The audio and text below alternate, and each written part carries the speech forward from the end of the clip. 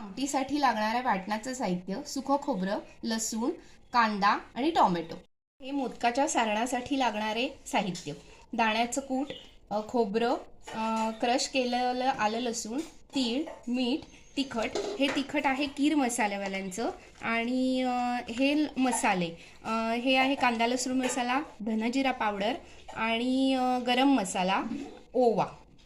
मोदकाच्या वरच्या कवरासाठी लागणारं साहित्य: बेसन पीठ, गव्हाचं पीठ, तिखट, मीठ आणि ओवा. आणि हे मसाले जे लागले आहेत ते कीर मसाल्यांच्या प्रॉडक्टचे आहेत.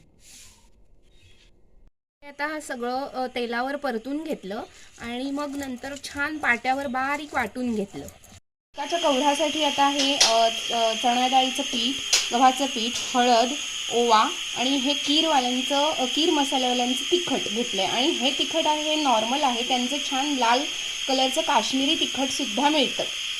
हे मोदकाच्या कवरासाठी पीठ तयार. अशा छोट्या छोट्या पुऱ्या केल्या, मोदकाचा असा आकार केला आणि तो मसाला ह्याच्यात भरला आणि त्याचा छानपैकी मोदक तयार केला. मसाला आता सगळा मोहरी, हळद आणि हा मसाला आहे हा सगळा ह्याच्यात ह्या तेलात छान परतून घ्यायचा आणि मग गरम पाणी घालायचं.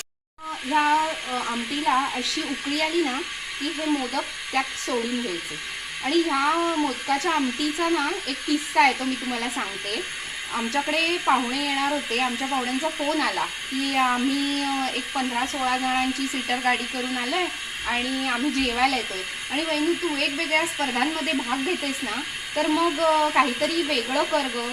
मला प्रश्न पडला, एवढ्या 15-16 जणांपुरती माझ्याकडे भाजी पण नव्हती, मग आता काय करायचं. म्हणून मग मी मोदकाची आमटी करायचं ठरवलं आणि ती इतकी सगळ्यांना आवडली, भन्नाट झाली होती. आणि तशीच म्हणून मी आज ती करते.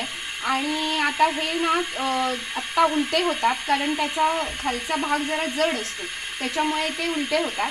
आता हे छानपैकी शिजू द्यायचे आणि मग झाली आपली मोदकाची आमटी तयार. मोदकाच्या आमटीला मी वापरलं आहे बेडगी कीर मसाल्यावाल्यांचं बेडगी तिखट. पण जर याला काश्मीरी तिखट वापरलं तर खूप छान रंग येतो. अचानक पाहुणे येता घरी, कीर मसाल्यांनी वाढवली पदार्थाची लज्जत भारी. ही झाली आपली मोदकांची आमटी.